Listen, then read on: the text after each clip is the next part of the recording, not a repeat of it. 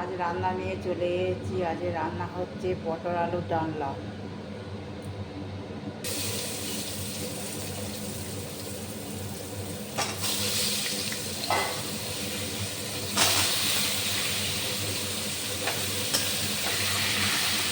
পটলটা ভেজে তুলে রাখবো। এর ভেতরে একটু সয়াবিনও দেবো, ভালো লাগবে ঠিক খেতে। আগে পটলগুলো ভালো করে ভেজে নিয়ে লাল লাল করে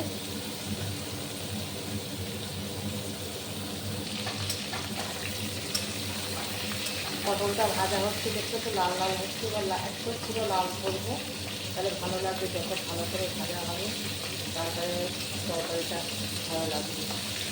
পটল আজকে প্রথম পটল এনেছে। পটলের দাম কত তোমাদের বলবো তো, কত করে যাচ্ছে? আমাদের 100 টাকা করে যাচ্ছে কেজি। আমাদের কমেন্টে জানিও কত করে যাচ্ছে পটল। নতুন তো।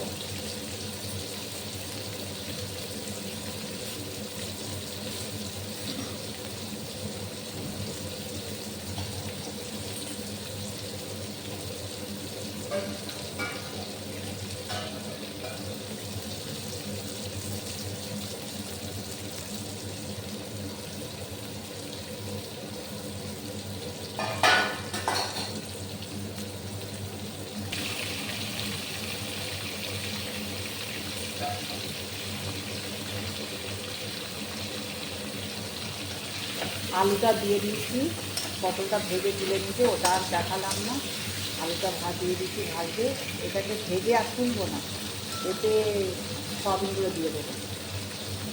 আর এতে ফোড়ন আমার কাছে জিরে ছিল না, গোটা জিরে ফোড়ন দেবে, শুকনো লঙ্কা তেজপাতা, এটা আমার কাছে ছিল না বলে দিইনি, তাই এমনি করে দিচ্ছি।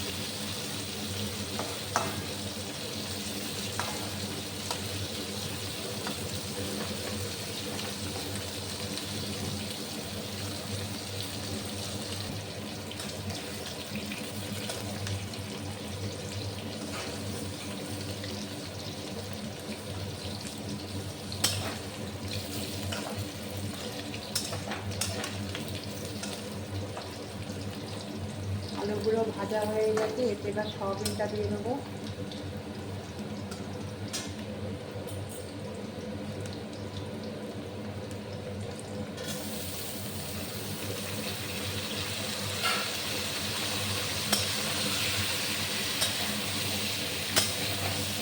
এটাকে একটু ভালো করে ভেজে নেব। যদি আমার ভিডিওগুলো ভালো হয় তাহলে একটু লাইক কমেন্ট করে দিও। আমি তো জানি না কেমন করে ভিডিও করে, আমি যেমন পারি তেমন করছি।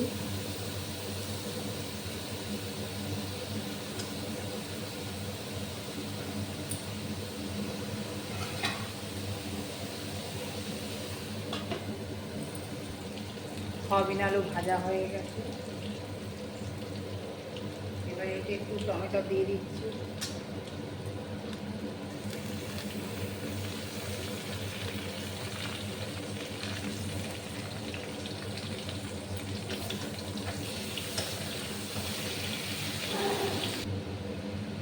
এতে আছে আদা বাটা আছে, গুঁড়ো লঙ্কা আছে, হলুদ আছে, জিরের গুঁড়ো আছে, আর এটা আছে ধনে পাতা বাটা দিয়েছি, আর মিষ্টি দিয়েছি। আর এটা হচ্ছে ম্যাগির মশলা। আমি এই সয়াবিন তরকারি হোক, পটলের ডালনা, যে কোনো ডালনাতে এইটা দিই।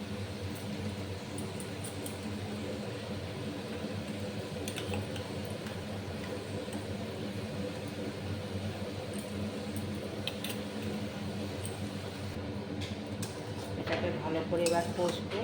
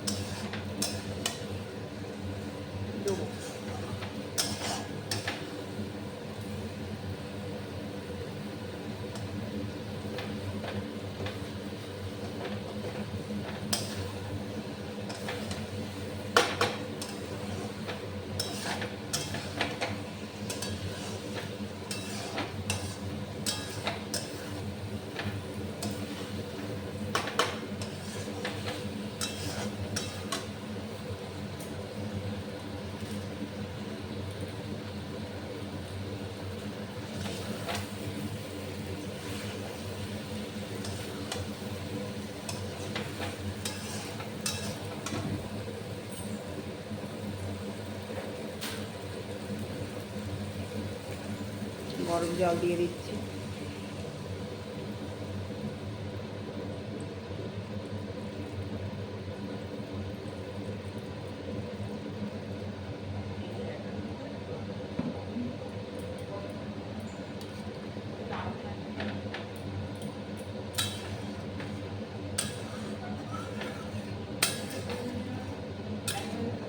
হয়ে গেল তো আধা ঘন্টা থাকে না ওতে।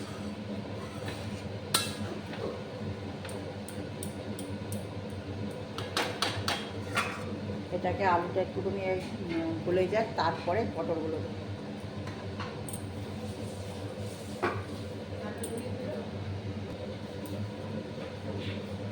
পটলগুলো এবার দিয়ে দিচ্ছি।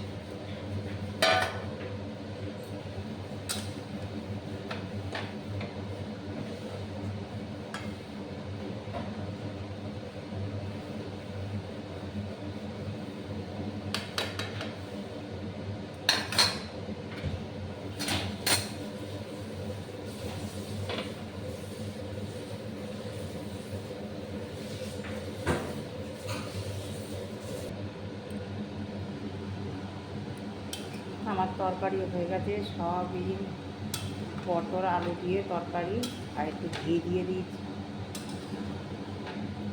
কেমন হয়েছে কমেন্টে জানিও। আমি সহজ উপায়ে তরকারিটা করেছি।